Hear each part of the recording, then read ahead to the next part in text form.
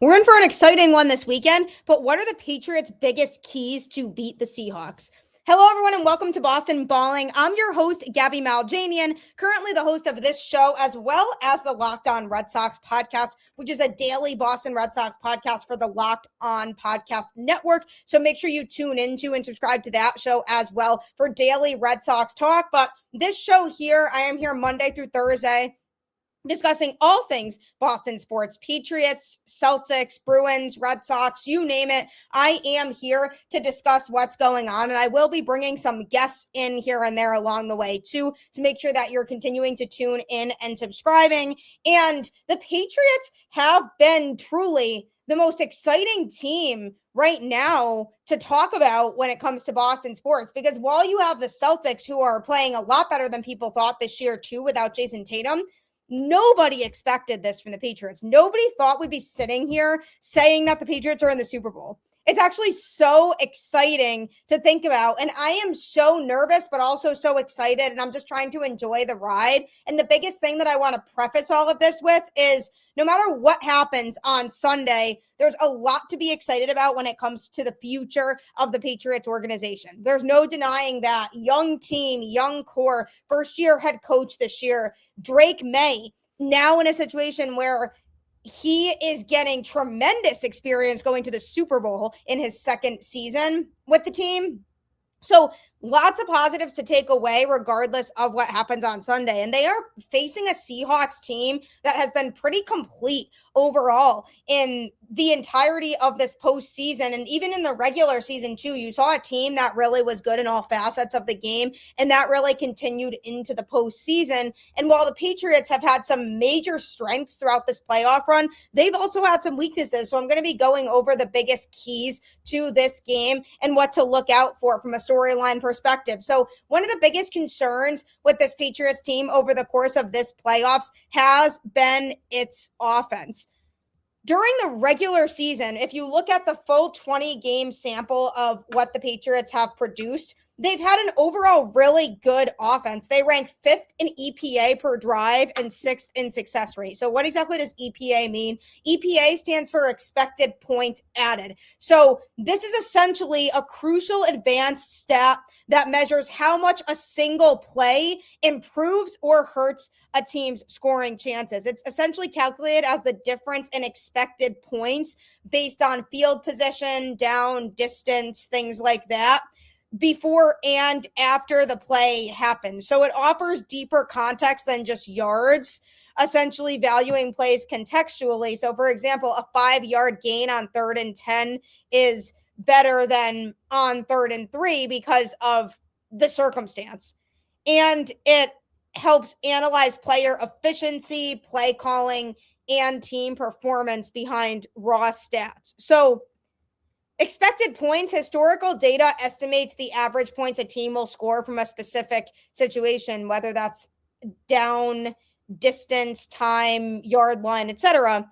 After the play, the situation changes. So, for example, if the ball moved to the 40-yard line and it's now first down, then you calculate the EPA based on after the play and before the play. So a positive EPA is a play that increases scoring odds. So a big game, converting a crucial 3rd down, etc. Negative EPA means a play that decreases scoring odds. So like a sack or an incomplete pass or something like that, where you're not gaining positive yardage towards scoring on the play. So why this stat is important is because of its contextual value. So it recognizes that not all yards are equal and understands the importance of the situation. And it goes beyond yardage too, because it measures the impact on scoring potential, not just physical games.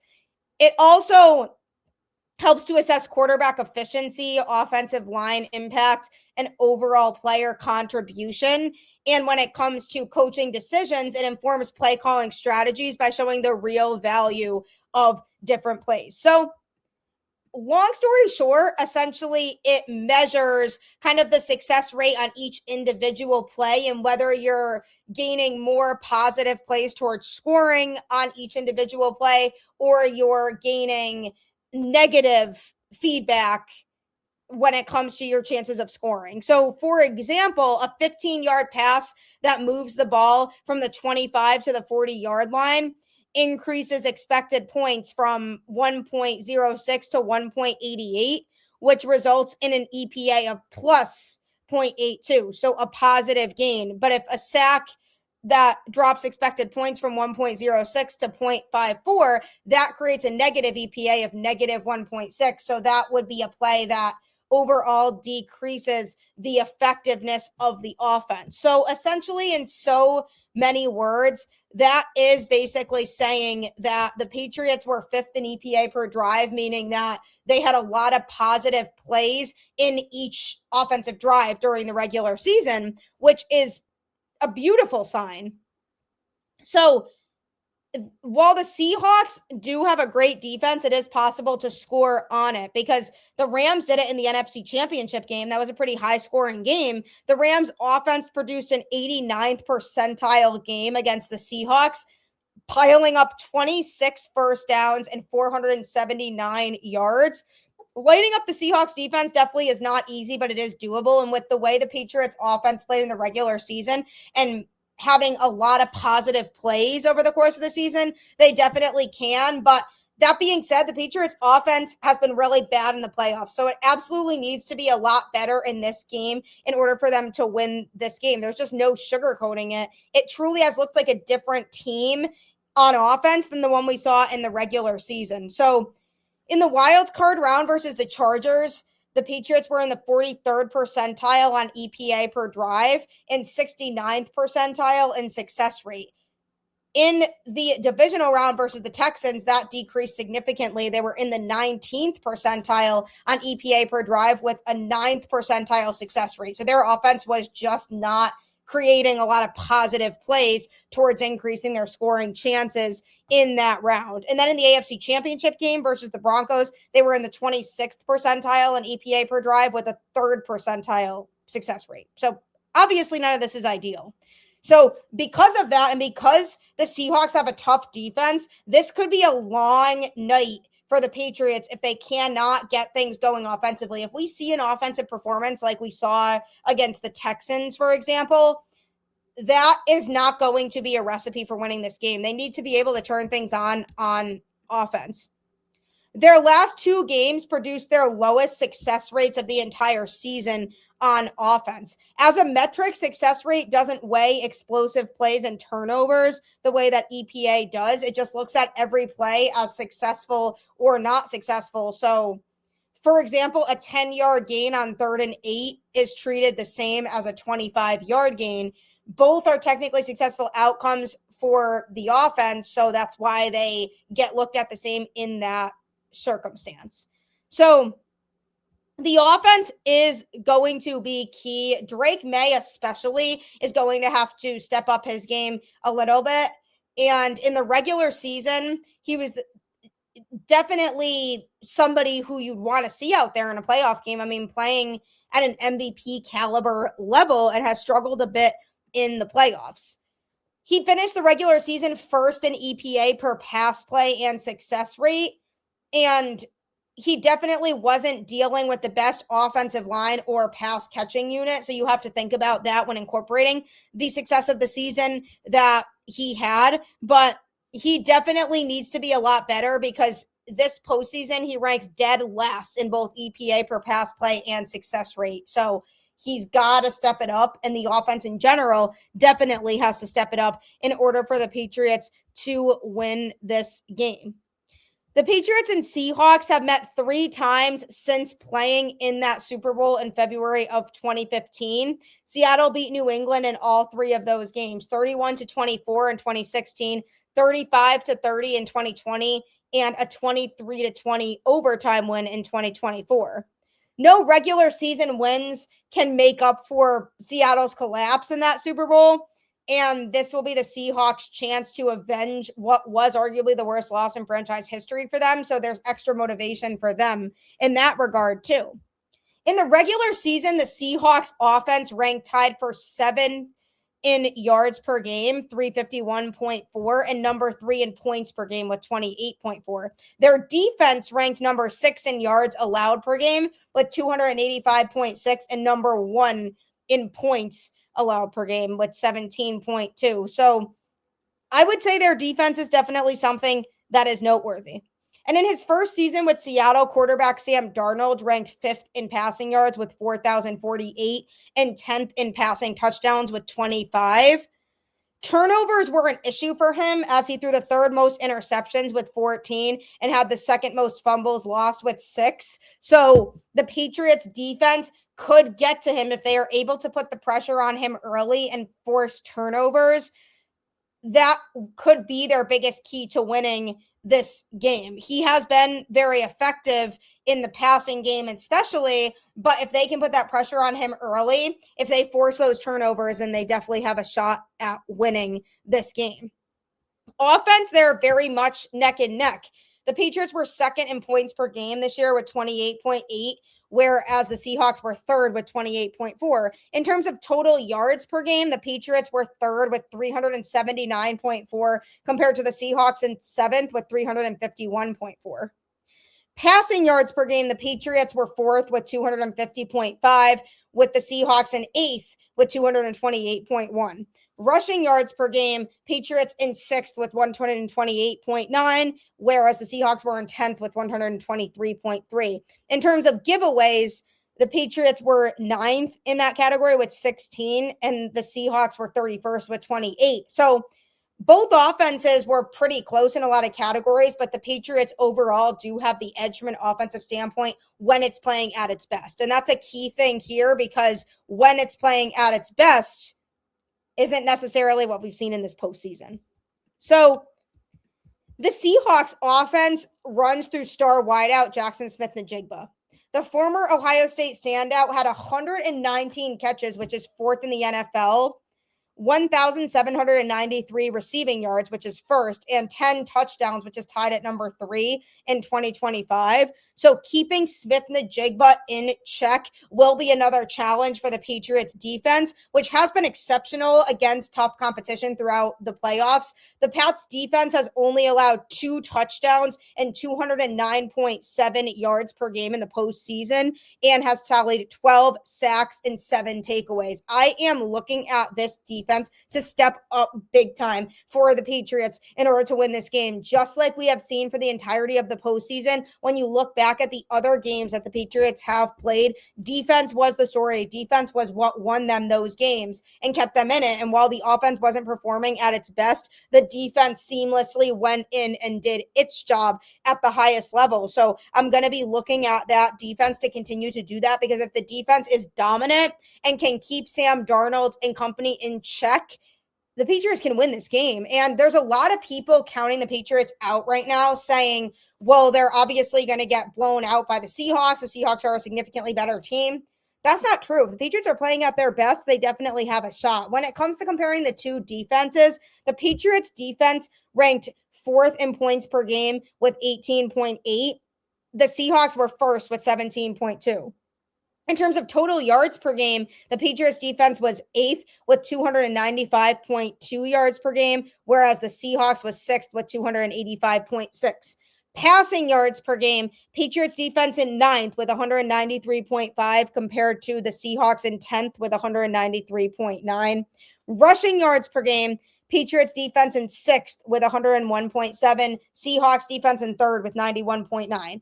Takeaways, Patriots were in 20th with 19, whereas the Seahawks were in 6th with 25. So that's a pretty big, drastic difference. So overall, I would give the Seahawks defense the edge over the Patriots defense, but the Patriots offense, when playing at its best, still has an advantage in that portion of the game. But why should we be concerned? Because of the fact that the offense hasn't been at its best. And against a tough Seahawks defense, they are going to need to be at their best in order to win this game, because overall, when you take both defense and offense and put them together, the Seahawks overall have played as a more complete team, especially in the postseason. Taking care of the football is going to be a big key as well to a Patriots victory in this game. As great as Maye has been in year 2, the Patriots quarterback does need to work the ball in the security department. He threw an interception and fumbled twice, losing one of them versus the Chargers, and he threw one interception with 4 fumbles, 2 of those being lost against the Texans. He played a clean game against Denver, but he attempted only 21 passes in the very snowy AFC title game. He'll likely be asked to do much more against Seattle. So when it comes to ball security, he definitely needs to work on that. The Seahawks defense also tallied the 5th most interceptions with 18 and the 6th most total takeaways with 25 in the NFL during the regular season. So the margin for error will be razor thin against this stingy Seattle squad. So Drake Maye himself needs to protect the football a little bit better than what we've seen. The running back group, I would say, also needs to protect the football. That's going to be huge as well.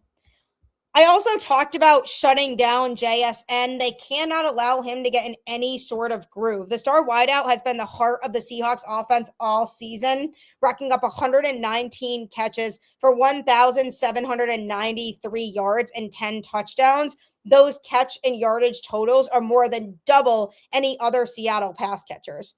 Running back Kenneth Walker has been red hot this postseason too, but the Patriots should still force the Seahawks to rely on their run game, especially because running back Zach Charbonnet is no longer in the mix due to injury, so naturally their running game will be a little bit weaker. But if the Patriots defense is focusing on able to completely shut down that passing game, they'll have no force but to do that, and that could give the Patriots an advantage. So lots of things to think about with this game, but coming up, I'm going to continue to be talking about the biggest keys in this game when it comes to both of these teams.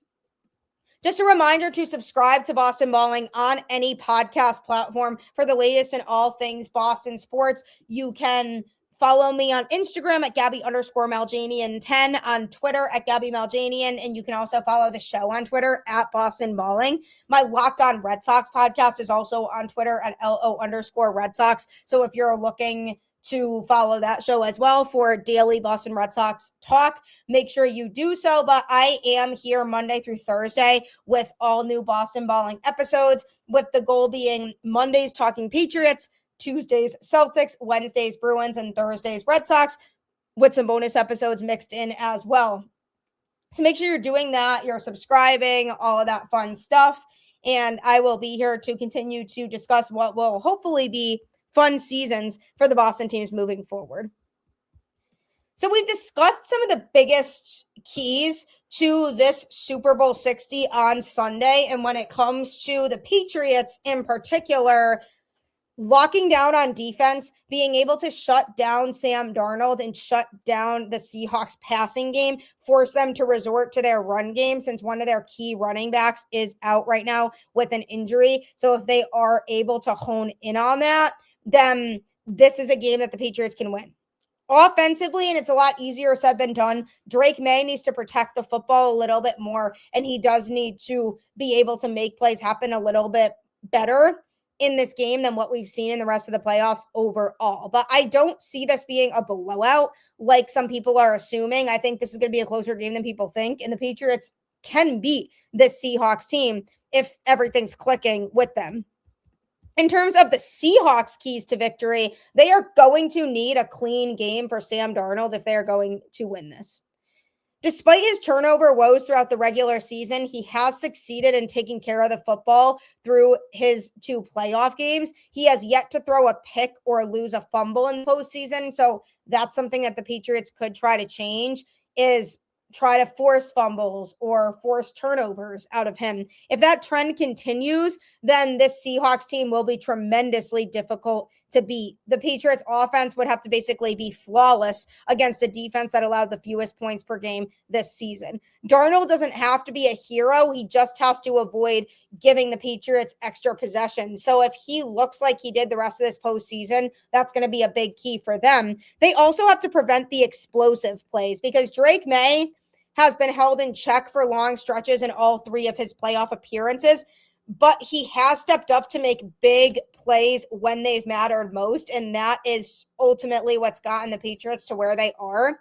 He threw a 28-yard touchdown pass to Hunter Henry in the low-scoring wild card game versus the Chargers, and then a 28 38-yard touchdown to Demario Pop Douglas and a clutch 32-yard touchdown to Kayshon Boutte in the divisional round versus Houston. And then in the AFC Championship game against the Broncos, he took over the game with his legs by rushing for 65 yards and a touchdown. So he comes up with the big plays, and those types of plays tend to change the momentum. When the Patriots offense is explosive like that, that brings the momentum in their favor. And if the Seahawks are able to stop those types of plays, then they can keep the momentum on their side, which can make it really difficult for the Patriots to win the game.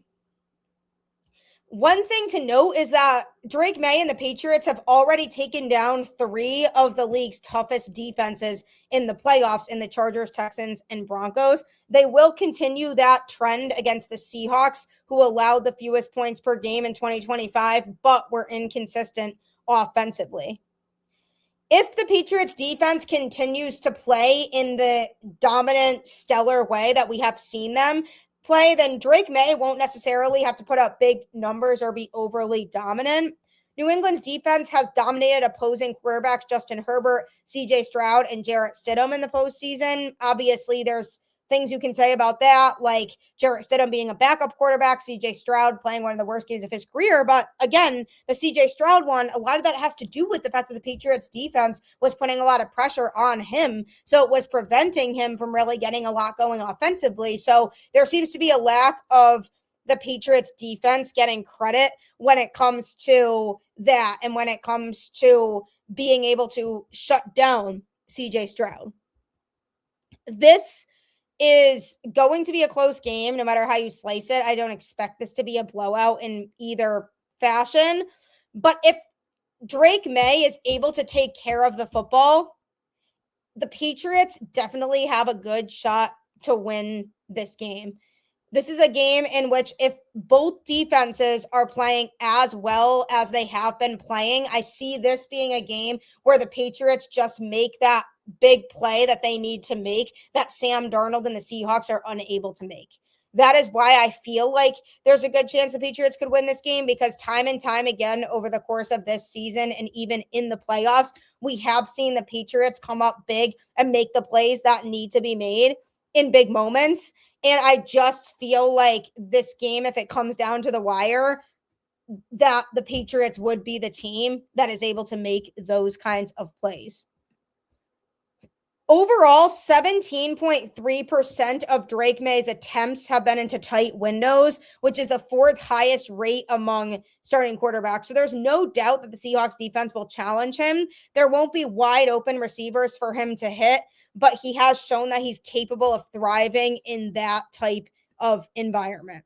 Looking at his splits overall against different defensive coverages, there's really not a kryptonite there that you can find. He ranks top 5 in EPA per pass play against man, zone, single high safety coverages, 2 high safety coverages, the blitz, and 4-man rushes. There's not really one thing you can point to that consistently gives him trouble when it comes to certain types of defensive coverages. He has shown that he's able to navigate his way through all of those, which not only could help him tremendously in this game, but could help him a lot to be successful throughout the rest of his career as well. So the thing is, when it comes to the Patriots offense, and obviously the fact that their offense hasn't been fully up to par over the first 3 games here of the postseason, their chances of a good offensive game rest a lot on their ability to protect Drake against the Seahawks 4-man pass rush. The Patriots have allowed pressure on 37.3% of their pass plays this season, which ranks 25th. And the Seahawks have produced pressure on 38.1% of their opponents' pass plays, which ranks 4th.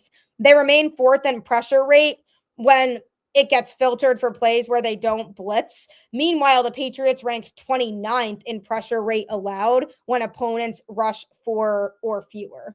So they definitely are going to have a good offensive line game in this game. I'm concerned about guys like Will Campbell being able to step up when needed, and they need to be able to protect Drake Maye so that he's able to have enough time to throw the ball. Because if that offensive line gets destroyed, he is going to have a lot of trouble, and I could see this ending very badly for the Patriots. So lots of general team aspects that need to go well for the Patriots in order for them to win this game. But one-on-one matchups are also a big thing because the strength of the Seahawks pass rush is its depth. Seattle has 5 players who have over 40 pressures each. Those players are DeMarcus Lawrence, Byron Murphy II, Uchenna Nwosu, Leonard Williams, and Boye Mafe. The Patriots' offensive line doesn't have to be perfect. That's one thing I wanted to preface here because I know I just talked about the offensive line, and if it struggles, it doesn't even necessarily have to win this battle against those guys, but it just has to be good enough to give Maye time to hit on a couple of them. That is the biggest key. Maye also doesn't need to complete 70% of his passes. The Patriots don't even need to have 8, 9, or 10 play drives. They need to hunt big plays, which is something that they've been very good at all season long. Overall, with the playoffs included, the Patriots offense ranks first in explosive pass play rate, which is runs of at least 10 yards and passes of at least 16 yards. Nearly 18% of their pass plays have resulted in an explosive gain, and Maye ranks first in EPA per pass play on attempts that are 20 yards or more downfield. The Rams showed in the championship round that it is possible to hit those explosives on this Seahawks defense, so that is what they are going to have to focus on.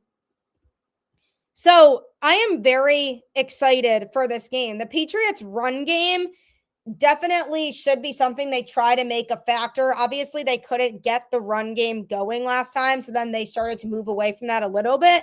I don't know how much of a factor it'll be in this game because the Seahawks have the best run defense in the NFL, which is one of the keys to their success. They can play with extra defensive backs and still stop the run. The Patriots rank 24th in rushing success rate on running back runs. So could Ramondre Stevenson or Travion Henderson break a long one? Maybe, but I'm not seeing an efficient rushing performance by the Patriots in this game, and that's why I don't think they should plan for this offense to center around the run game per se, just because they are facing a defense that dominates in that area. So that's why it increases that importance of what I was talking about, the offensive line being able to protect Drake Maye to set him up to be able to throw the ball and make passes, because this is where the receiving core is going to have to step up. Mac Hollins all of a sudden became more important. He returned in the AFC Championship game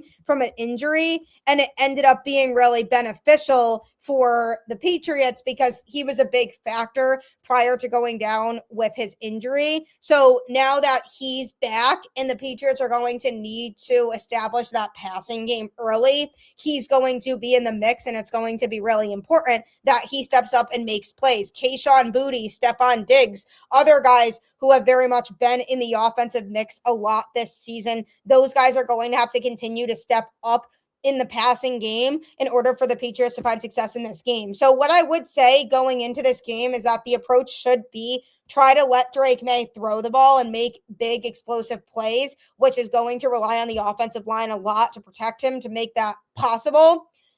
Try to establish the run game, and, maybe they catch Seattle's defense on an off night and they're able to fool them with the run game. Try to establish it. If the run game's going south early, then move away from it a little bit.